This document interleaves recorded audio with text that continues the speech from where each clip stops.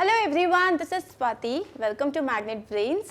और आज हम स्टार्ट करने वाले हैं एक बहुत important topic which is paragraph writing.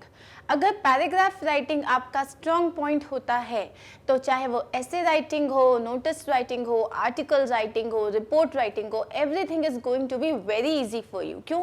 क्योंकि हमें ये समझ में आना चाहिए कि जब हम पैराग्राफ्स लिखते हैं, अब पैराग्राफ मतलब जैसे आप ऐसे लिखते हो उसमें आपके पास it's like a mix of 7 और 8 पैराग्राफ्स या 3 और 4 पैराग्राफ्स, ठीक है।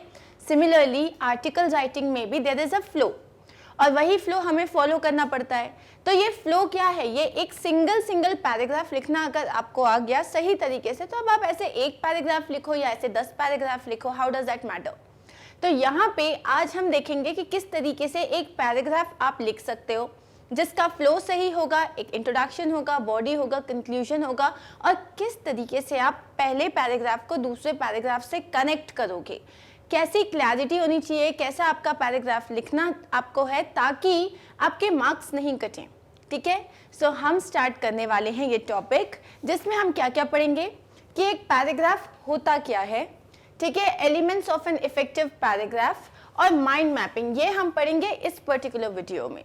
नेक्स्ट वीडियो में हम देखेंगे आप पैराग्राफ्स लिखते कैसे हो, how to write an effective paragraph, कौन कौन सी चीज़ें हैं, कुछ टिप्स हैं, जो ट्रिक्स हैं जो आपको याद रहनी चाहिए व्हाइल राइटिंग अ पैराग्राफ, और हम देखेंगे कुछ सैम्पल पैराग्राफ्स, ठीक है। So let's begin with what is paragraph writing. सबसे पहले पैराग्राफ क्या होता है? A paragraph is a group of sentences which revolve around one central idea. Now if I want to give you an example, ठीक है, जैसे मुझे लिखना है कि I want to write an essay on cow।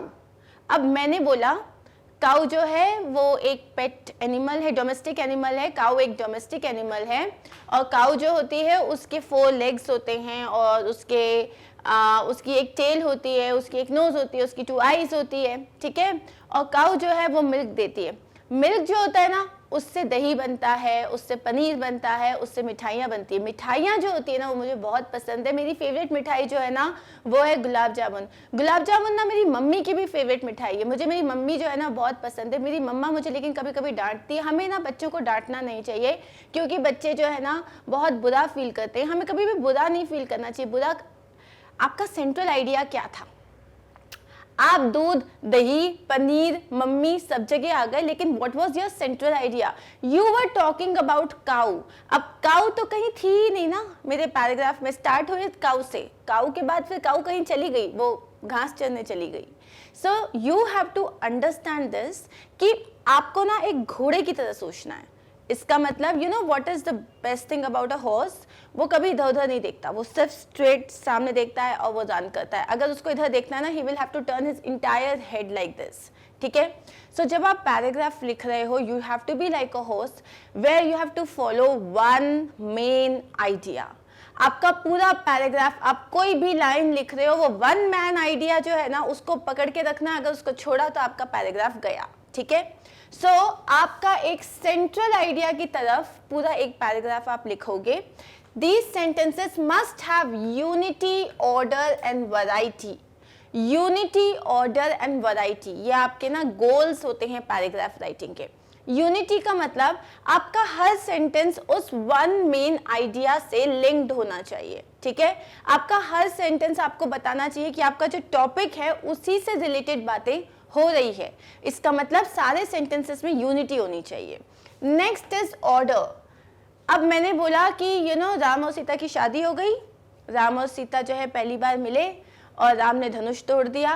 Ram और सीता वनवास चले गए और राम और सीता जो है पहली बार अयोध्या आए। अब इसमें there is no flow, right? There is no flow. There is like I am using the first sentence, then the last sentence, then the middle sentence. It's all a messed up story. So you have to remember that the flow is important. अब वो flow हम कैसे बनाएंगे वो हम सीखेंगे, ठीक है। Next is variety.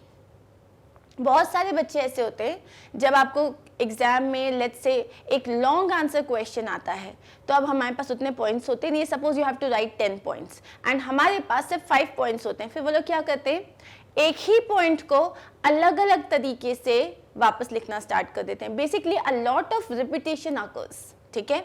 अब ये रिपीटेशन कहीं कहीं तो इम्पोर्टेंट होता है, जैसे कि आपको रीआइट्रेट करना है कोई चीज़, आपने रिपीट किया, इट्स ओके।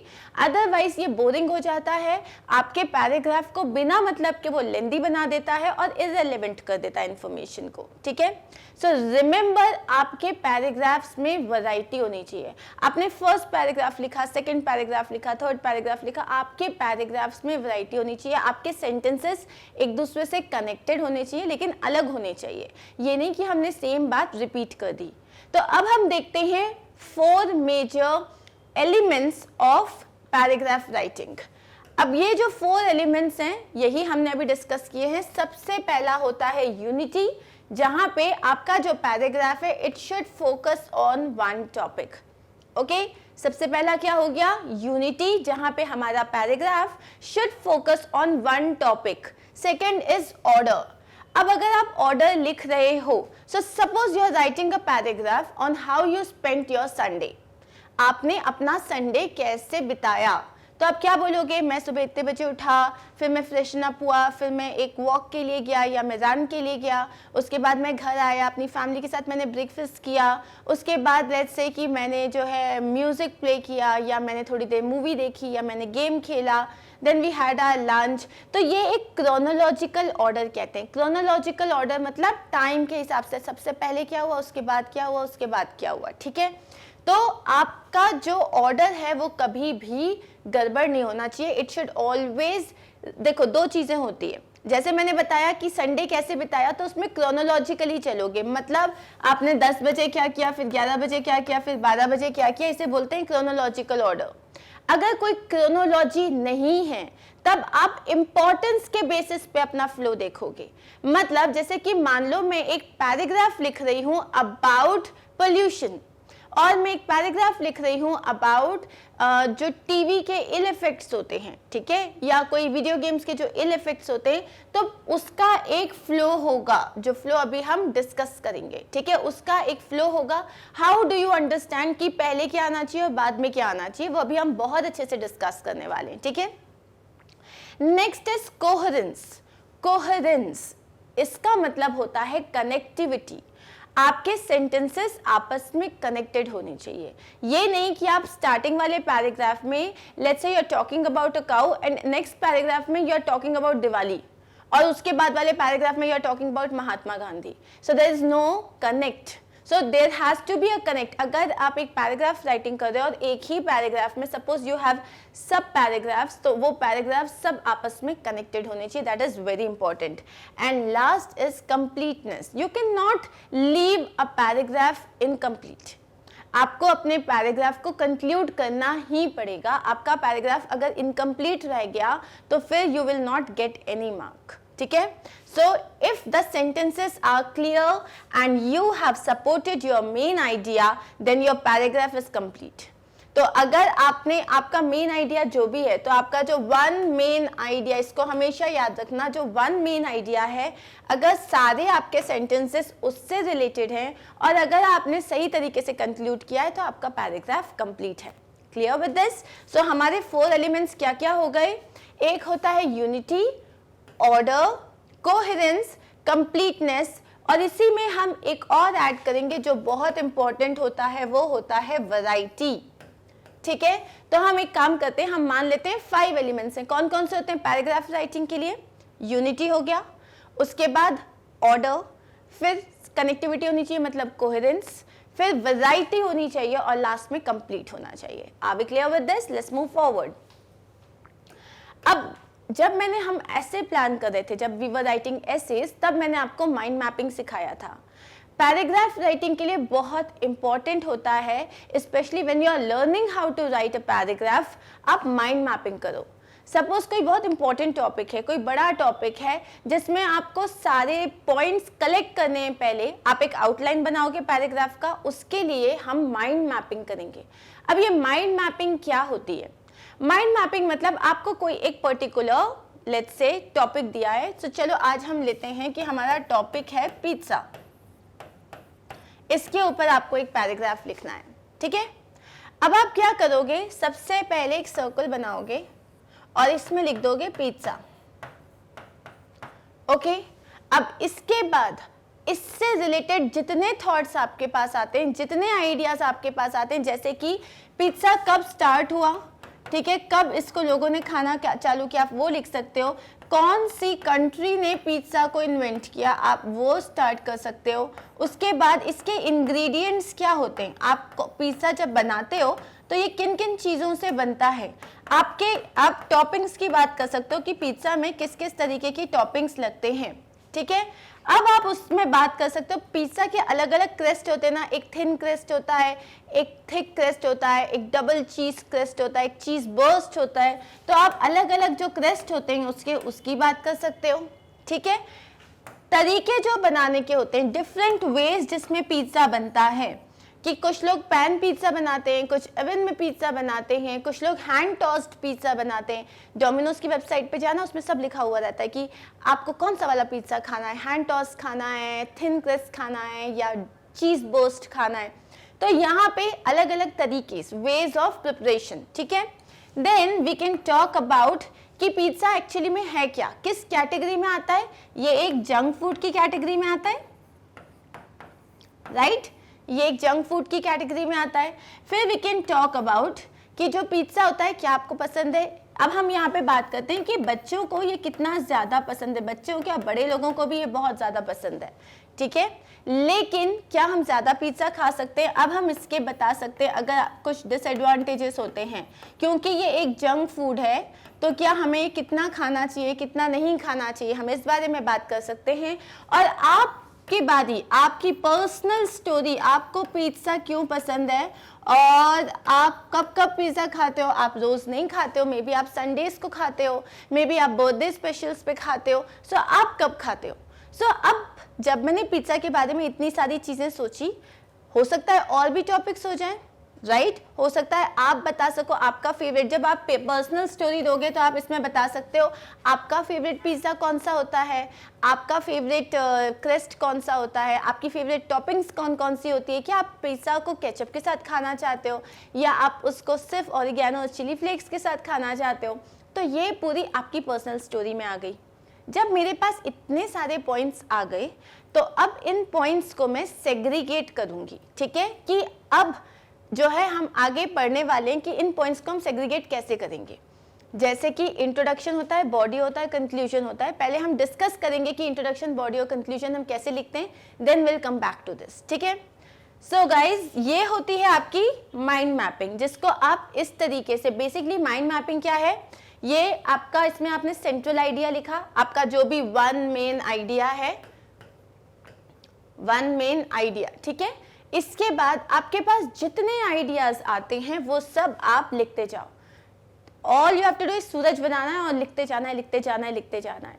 अब इन आइडियाज को हम क्या करेंगे, एक चंक बना लेंगे इन आइडियाज का। किस तरीके से बनाओगे, पहले तो अगर आपने माइंड मैपिंग करी तो उसके बेनिफिट्स क्या होते हैं, आपके जो भी पॉइंट्स आपके दिमाग में आते हैं आप मिस नहीं करते। आप जब लिखना स्टार्ट करते हो तो आपको पता है ये पॉइंट्स हैं। अगर कोई एक्स्ट्रा पॉइंट आया तो ऑब्वियसली आप ऐड कर सकते हो, लेकिन आपके पॉइंट्स मिस नहीं होंगे। क्या होता है, जब हमें आइडिया आता है ना, तब हम अगर नहीं लिखते उसको तो थोड़ी देर बाद हम भूल जाते हैं, फिर हमें लगता है यार कुछ एक और पॉइंट था। तो यहाँ आपको रिकॉल करने में हेल्प होती है। अब आपके पास सारे पॉइंट्स लिखे हुए हैं, अब आपको डिसाइड करना है कि आप जब इंट्रोड्यूस करोगे पैराग्राफ में तब कौन से पॉइंट्स आने चाहिए, डिटेल्स में कौन से आने चाहिए और कंक्लूजन में क्या आने चाहिए। तो आप ऑर्गेनाइज कर पाते हो सही तरीके से। आपका ब्रेनस्टॉर्म होता है, क्यों, क्योंकि सामने आपके सारे पॉइंट्स लिखे हुए हैं, ठीक है। तो आपकी ब्रेनस्टॉर्मिंग बहुत अच्छे से हो जाती है, आप सोचते जाते हो और आपके पास पॉइंट्स क्लिक करते जाते हैं, and you are also able to understand everything properly.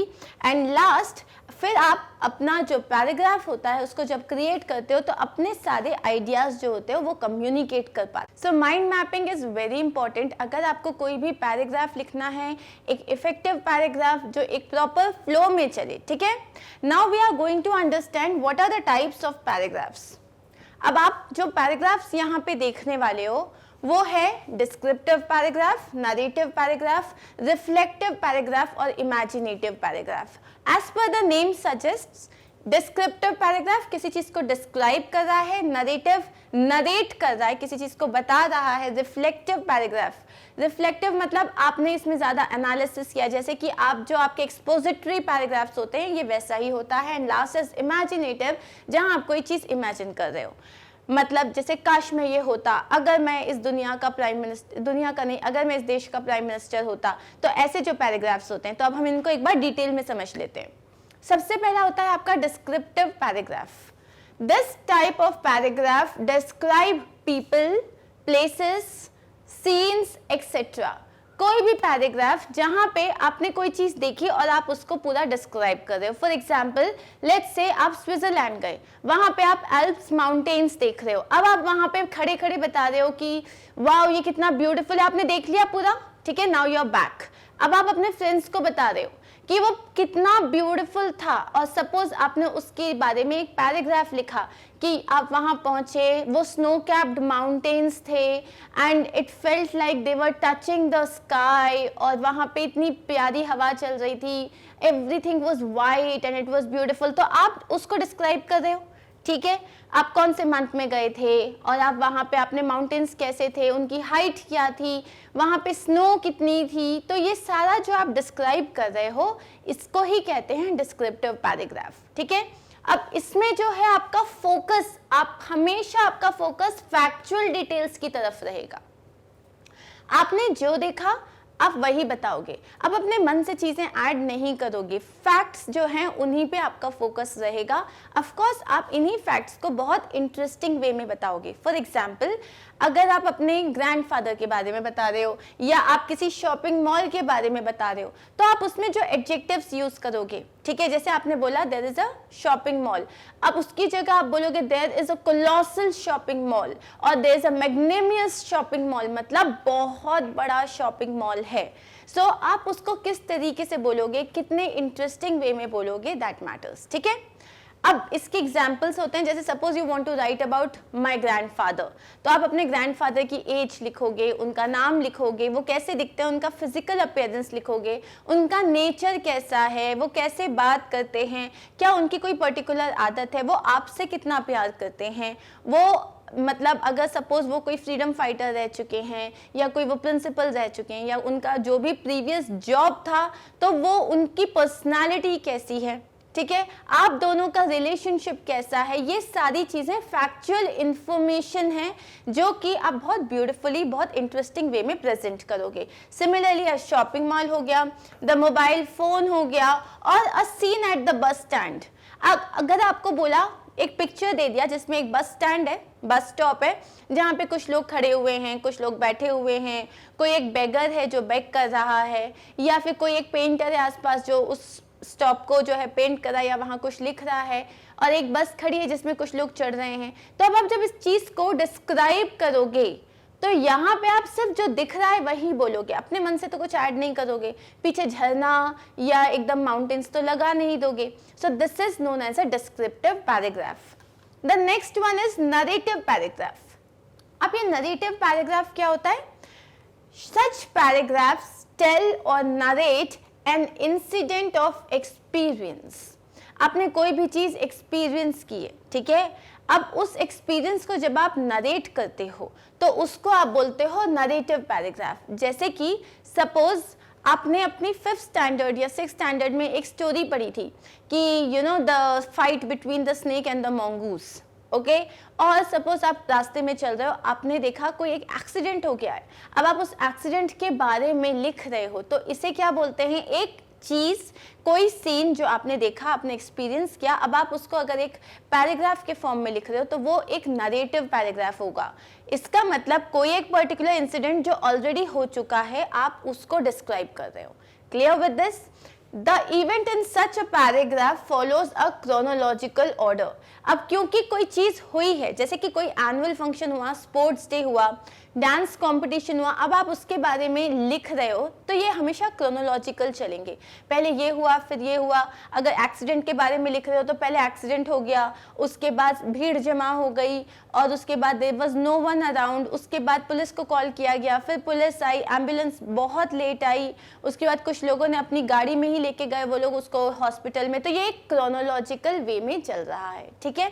तो ये जो पैराग्राफ्स होते हैं इन्हें हम कहते हैं narrative paragraphs. Example, a street quarrel, मतलब रास्ते में मान लो सड़क पे किसी की लड़ाई हो गई। An accident, how I spend my Sunday, मैंने अपना संडे किस तरीके से बिताया। तो ये क्या हो जाएगा आपका एक नरेटिव पैराग्राफ, जिसमें आप क्रोनोलॉजिकल ऑर्डर में सारा कुछ डिस्क्राइब कर रहे हो।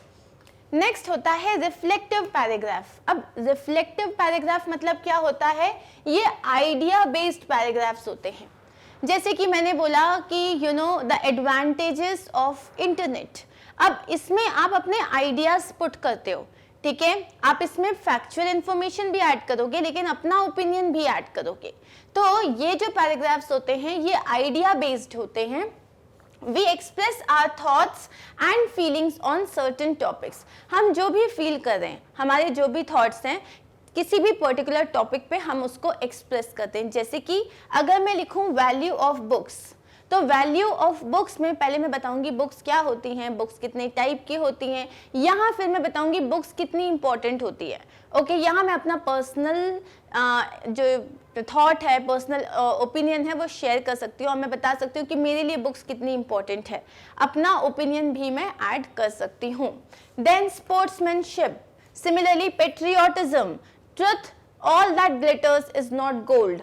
तो यहाँ पे इस तरीके का कोई भी टॉपिक है, कोई भी, जैसे आपको एक प्रोवर्ब दे दिया जाएगा, प्रोवर्ब दे दिया जैसे कि a journey of 1000 miles begins with a single step, मतलब कि अगर आप लाइफ में कोई भी गोल पाना चाहते हो, कहीं पे भी आप पहुंचना चाहते हो, उसके लिए आपको शुरुआत करनी पड़ेगी, बैठे बैठे कुछ नहीं होता। अब आप इस चीज़ के बारे में आपको अपना एक्सप्लेनेशन देना है, एक पैराग्राफ लिखना है, तो इस पैराग्राफ को आप बोलोगे रिफ्लेक्टिव पैराग्राफ।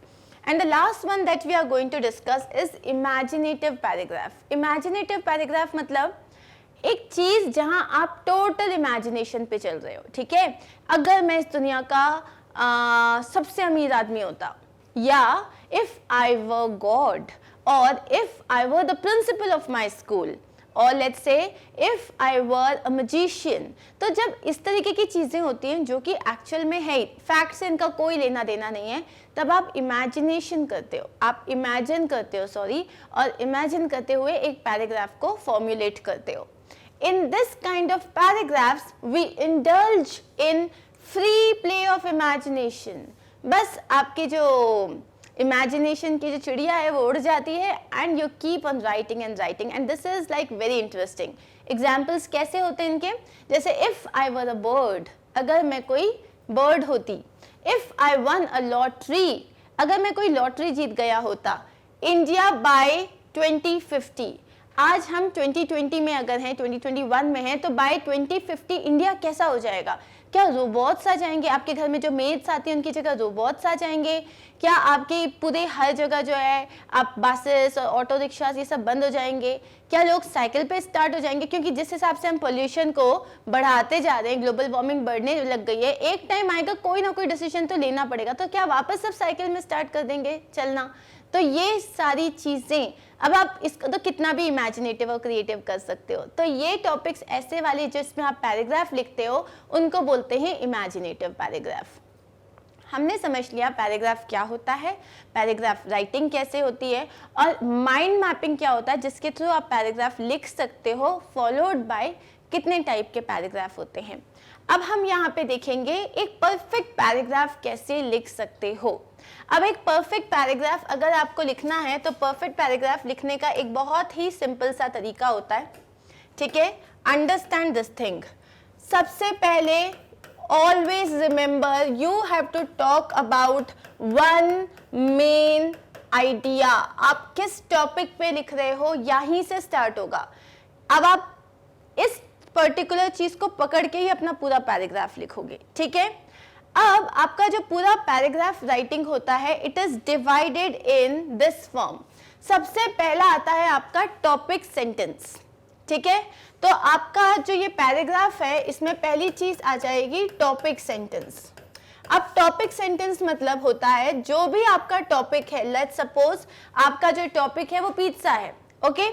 सो आपका टॉपिक सेंटेंस क्या होता है? The topic sentence is the first sentence in a paragraph.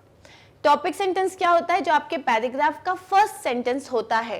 ये करता क्या है? What does it do? It introduces the main idea of the paragraph. अगर मैं पिज्जा के बारे में लिख रही हूँ, let's say, so pizza is one of the most favourite junk food of everybody. अब मैंने इसको इस तरीके से स्टार्ट किया कि हु डजंट लव पिज्जा, ठीक है, या pizza is the favourite junk food of almost everybody present around us. तो इस तरीके से आप अपने टॉपिक को इंट्रोड्यूस करोगे। तो ये जो आपका टॉपिक सेंटेंस होता है, ये होता है आपका फर्स्ट सेंटेंस आपके पैराग्राफ का, ठीक है, जो कि आपके टॉपिक के बारे में बात कर रहा होता है। क्लियर? अब यहाँ पे है how do I right one. एक टॉपिक सेंटेंस आप लिखोगे कैसे? Summarize the main idea of your paragraph, make clear what your paragraph will be about।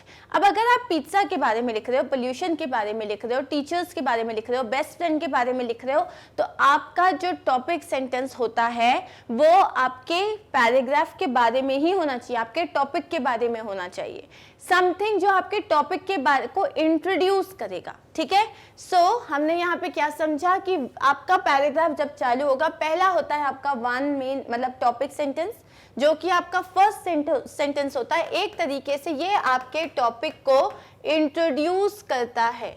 Are we clear with this? चलिए नेक्स्ट क्या होता है, once we are done with topic sentence, अब आती है हमारे पास सपोर्टिंग डिटेल्स। तो यहाँ पे हम लिख लेते हैं सेकेंड टॉपिक होता है, सेकेंड पार्ट होता है एक पैराग्राफ का, सपोर्टिंग डिटेल्स।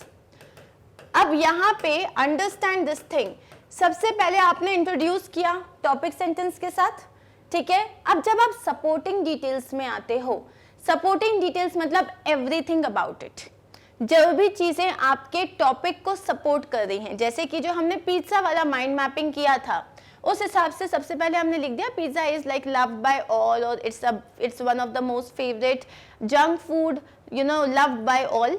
अब जब सपोर्टिंग डिटेल्स आ जाएंगे तो कोई भी चीज, जिस भी टॉपिक के बारे में बात कर रहे हो, उसके टाइप्स होते होंगे। जैसे पोल्यूशन लिख रहे हो तो पोल्यूशन के टाइप्स होते होंगे, ठीक है। जैसे मैंने मान लो बुक्स के बारे में लिख रही हूँ, तो मैं क्या बोलूंगी, अब आपने बता दिया कि बुक्स जो होती है वो कितनी इंपॉर्टेंट होती है। ये जो फर्स्ट सेंटेंस होता है ना, आप किसी कोट से भी स्टार्ट कर सकते हो, किसी भी कोट से भी स्टार्ट कर सकते हो। जैसे आप फ्रेंड्स के बारे में बात कर रहे हो तो आप स्टार्ट कर सकते हो, a friend in need is a friend in deed. तो पैराग्राफ राइटिंग में पहला सेंटेंस जो इंट्रोड्यूस कर रहे हो वो कोई कोट भी हो सकता है, ठीक है। अब उसके बाद सपोर्टिंग डिटेल्स में अब आप पूरी इंफॉर्मेशन दोगे, जैसे उसके टाइप्स की बात कर ली आपने, डिसएडवांटेजेस की बात कर ली आपने, ठीक है। उसके बाद आपने एडवांटेजेस की बात कर ली। अब आप जैसे कि बात कर रहे हो बुक्स की, तो इंपॉर्टेंस की बात आ गई वहां पे, ठीक है, इंपॉर्टेंस की बात आ गई। रिमेंबर दिस थिंग, कभी भी जब भी आप पैराग्राफ लिख रहे हो, अपने ओपिनियन से कभी स्टार्ट मत करो, ठीक है। मुझे क्या लगता है, मेरा फेवरेट जो है वो पिज्जा है, मुझे पिज्जा क्यों अच्छा लगता है, बिल्कुल नहीं। अपनी पर्सनल स्टोरी, आपका जो भी थॉट या आपका जो भी ओपिनियन है, ये जो है, जैसे आपने सबसे पहले एक तरीके से अगर हम इसको डिवाइड करें तो इंट्रोड्यूस करोगे, फिर आप डिटेल्स दोगे जिसमें आप बेसिक डिटेल्स दे रहे हो, जैसे कि हो जाते हैं किस किस टाइप के होते हैं, एडवांटेजेस, डिसएडवांटेजेस, इंपॉर्टेंस, फिर आएगा आपका पर्सनल थॉट्स या पर्सनल स्टोरी, और लास्ट में आप लिखोगे conclusion. Remember this thing please, that कुछ बच्चे होते हैं वो बोलते हैं कि जैसे ना माय फेवरेट, अगर आपने बोला best friend, my best friend is this, तुम्हारे बेस्ट फ्रेंड के बारे में नहीं पूछा है, एक बेस्ट फ्रेंड क्या होता है उसके बारे में पूछा है, ठीक है। तो पहले फ्रेंड कौन होता है उसे इंट्रोड्यूस करो, फ्रेंड क्यों इंपॉर्टेंट होता है उसके बारे में बात करो, फिर बात करो कि तुम्हारे पास लोगों के बहुत बेस्ट फ्रेंड्स होते हैं, मतलब फ्रेंड्स होते हैं, लेकिन एक बेस्ट फ्रेंड होता है, फिर वो बेस्ट फ्रेंड के साथ आपका रिलेशन कैसा होता है, एंड देन कम टू कि तुम्हारा बेस्ट फ्रेंड कौन है, और उसको पूरा इंट्रोड्यूस करो। अंडरस्टूड? अपने जो थॉट्स होते हैं, अपने ओपिनियंस होते हैं, इन्हें बाद में लिखोगे, स्टार्टिंग में मेंशन नहीं करोगे। Clear with this? अब हम वापस यहाँ पे आते हैं, सपोर्टिंग डिटेल्स किस तरीके से लिखी जाती है उसको चेक कर लेते हैं। What are the supporting sentences? They come after the topic sentence making up the body of a paragraph, ठीक है। सो टॉपिक सेंटेंस के बाद आती है सपोर्टिंग डिटेल्स। तो एक तरीके से टॉपिक सेंटेंस को अपन बोल सकते हैं इंट्रोडक्शन, ठीक है, क्योंकि उसमें आप जो है इंट्रोड्यूस कर रहे हो अपने पैराग्राफ को। उसके बाद जो बॉडी होती है उसको अपन बोल सकते हैं सपोर्टिंग डिटेल्स। अब इनमें क्या क्या लिखते हो, they give the details to develop and support the main idea of the paragraph. उस मेन आइडिया जो आपका वन मेन आइडिया है उससे रिलेटेड पूरे आप डिटेल्स देते हो। How do I write them, you should give supporting facts दे सकते हो, डिटेल्स दे सकते हो, एग्जाम्पल्स दे सकते हो। एंड सी हियर, अब अपना जो है एक्सपर्ट्स के ओपिनियन जो होते हैं, ठीक है, जैसे मान लो आपको पोल्यूशन के बारे में लिखना है, तो पोल्यूशन के बारे में जो पोल्यूशन का डिपार्टमेंट होता है या WHO है, इन्होंने अगर कोई एक्सपर्ट ओपिनियन दिया है, कुछ फैक्ट्स एंड फिगर्स दिए, तो आप वो डाल सकते हो, फैक्ट्स और स्टैटिस्टिक्स डाल सकते हो। बाद में आप अपने पर्सनल एक्सपीरियंस डाल सकते हो, दूसरों के एक्सपीरियंस डाल सकते हो। अगर इससे रिलेटेड कोई छोटी सी स्टोरी है जो आप शेयर करना चाहते हो, जैसे अगर आप अपने बेस्ट फ्रेंड के बारे में लिख रहे हो, तो वो आपका बेस्ट फ्रेंड कैसे बना, ठीक है, या किस तरीके से उसने आपकी एक बहुत मुश्किल से सिचुएशन में आपकी हेल्प करी, तो वैसी आप पर्सनल स्टोरी डाल सकते हो। Then research studies, research studies का मतलब होता है जैसे कि अगर हम कोरोना वायरस के बारे में बात कर रहे हैं, तो कोरोना वायरस के बारे में बहुत सारी स्टडी हुई है कि कोरोना वायरस के बहुत सारे डिफरेंट जो है वेरिएंट्स निकल रहे हैं, और ये कैसे स्टार्ट हुआ और किस किस तरीके की थ्योरी है। कुछ लोगों ने बोला कि ये नेशनल वॉर है, कुछ लोगों ने बोला कि ये जो है ये किसी ने मतलब ये चाइना में स्टार्ट हुआ, कुछ ने बोला कि इसको जानबूझ के बनाया गया था। ऐसी बहुत सारी रिसर्च में थ्योरीज हैं, तो आप इनको भी लिख सकते हो। देन आपका अपना एनालिसिस क्या कहता है, आप क्या सोचते हो वो आप लिखोगे। और अगर मान लो आप बहुत बड़े लेवल पे पैराग्राफ लिख रहे हो, तो आप किसी को इंटरव्यू करके उसका ओपिनियन भी लिख सकते हो। क्लियर? तो इसमें अगर हम इसको छोटे लेवल पे देखें, तो जस्ट अंडरस्टैंड कि इसमें आप फैक्ट्स और स्टैटिस्टिक्स डालो, ठीक है, आपका पर्सनल एक्सपीरियंस आप डाल सकते हो। अगर आप चाहो तो ऑब्वियसली कोई स्टोरी है अगर आपकी अपनी, तो आप वो भी लिख सकते हो। उसके अलावा एडवांटेजेस, डिसएडवांटेजेस, टाइप्स, इंपॉर्टेंस, ये पूरा आप लिखोगे। Are we clear with this? Next होता है आपका क्लोजिंग सेंटेंस। ओके, तो अब आपने यहाँ पे सबसे पहले इंट्रोडक्शन लिख दिया which is your topic sentence. Then comes आपका बॉडी, जो कि आपकी सपोर्टिंग डिटेल्स आ जाएंगी पूरी की पूरी, और अब आएगा आपका कंक्लूजन, जो कि होता है आपका क्लोजिंग सेंटेंस। क्लोजिंग सेंटेंस मतलब आपने जो भी लिखा है उसको अब आप समराइज करते हुए अपनी पैराग्राफ को खत्म करोगे। The closing sentence is the last sentence in a paragraph.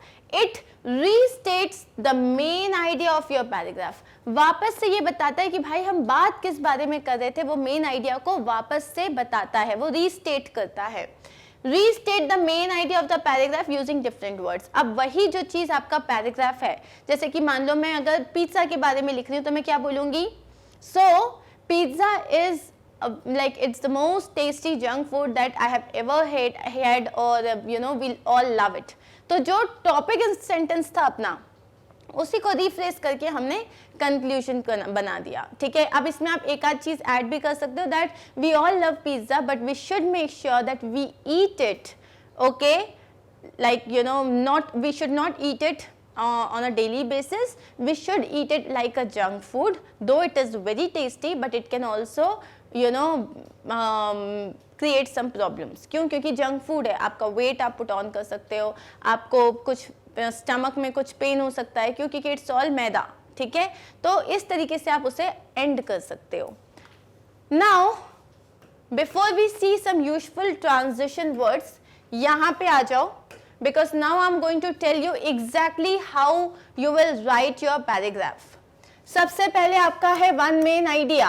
अब आप सबसे पहले क्या करोगे, आप लिखोगे अपना पहला topic sentence. Understand this clearly, topic sentence आप लिखोगे।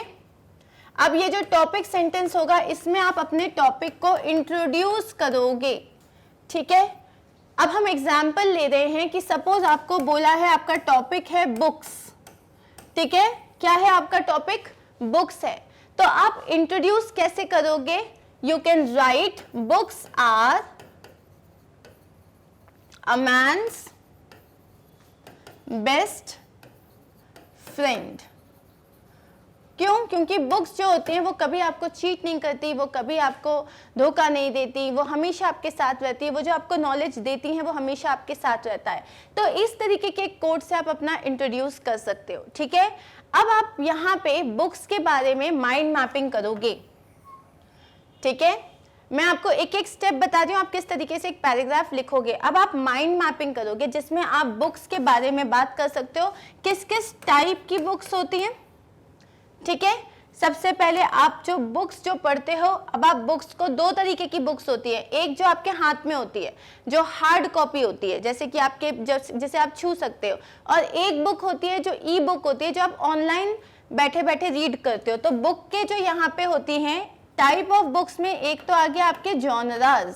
जॉनराज का मतलब होता है कैटेगरी, कैसी कैसी बुक्स होती हैं। कुछ बुक्स होती हैं फिक्शनल बुक्स होती हैं, नॉन फिक्शनल बुक्स होती है, डिक्शनरीज होती हैं, डायरेक्टरीज होती हैं, ठीक है, ऑटोबायोग्राफीज होती हैं या स्टोरी बुक्स होती हैं, तो वो आ गई आपकी स्कूल बुक्स होती हैं। तो ये टाइप ऑफ बुक्स आ गई। फिर बुक्स का ऑन द बेसिस ऑफ उनका जो प्रेजेंटेशन है वो हार्ड कॉपी होती है या सॉफ्ट कॉपी होती है, ठीक है, वो हार्ड कॉपी होती है या तो सॉफ्ट कॉपी होती है। उसके अलावा आपकी जो बुक्स होती हैं, ठीक है, ये जो बुक्स होती हैं इसमें या तो उसके जो फॉन्ट साइज होता है, कुछ पिक्चर बुक्स होती हैं जिनमें सिर्फ पिक्चर्स होती हैं, कुछ आपकी नॉवेल्स होती हैं, इस तरीके की बात कर सकते हो। फिर आप आ सकते हो इम्पोर्टेंस ऑफ बुक्स, बुक्स की इंपॉर्टेंस कितनी ज्यादा होती है। Then you can talk about your favourite book, ठीक है, आपकी फेवरेट बुक कौन सी है। Then you can talk about कि आज की डेट में लोग जो हैं बुक्स को हार्ड कॉपी प्रेफर कर रहे हैं या उन लोगों को लगता है ऑनलाइन पढ़ लो। तो आप इसमें अपना जो भी आपका आउटपुट है वो दोगे कि आपको किस तरीके की चीज़ें अच्छी लगती हैं। फिर बुक्स जब आप पढ़ते हो, ठीक है, इसकी एडवांटेजेस क्या क्या होते हैं। आप बुक्स अगर पढ़ते हो तो एक स्टूडेंट को किस किस तरीके के एडवांटेजेस हो सकते हैं, एंड लास्ट में you can just conclude it, okay. तो ये अपन ने माइंड मैपिंग कर लिया। माइंड मैपिंग करने के बाद हम बोलेंगे ओके ये सारे जो जितने भी आपके टॉपिक्स हैं ये सारे के सारे टॉपिक्स आपके बॉडी में आएंगे, ठीक है, सपोर्टिंग डिटेल्स हैं ये। तो अब आप क्या बोलोगे, पहले कौन सा रखना चाहते हो। आप ये बोलोगे आपका इनपुट पहले दोगे या उसकी टाइप्स पहले बताओगे। तो आप पहले टाइप्स बताओगे, बुक्स कैसी होती है वो बताओगे, उसकी इंपॉर्टेंस बताओगे, उसके बाद एडवांटेजेस बताओगे, फिर बताओगे आपकी फेवरेट बुक क्या है, आपका इनपुट क्या है, और लास्ट में कंक्लूड कर दोगे। क्लियर। तो यहाँ पे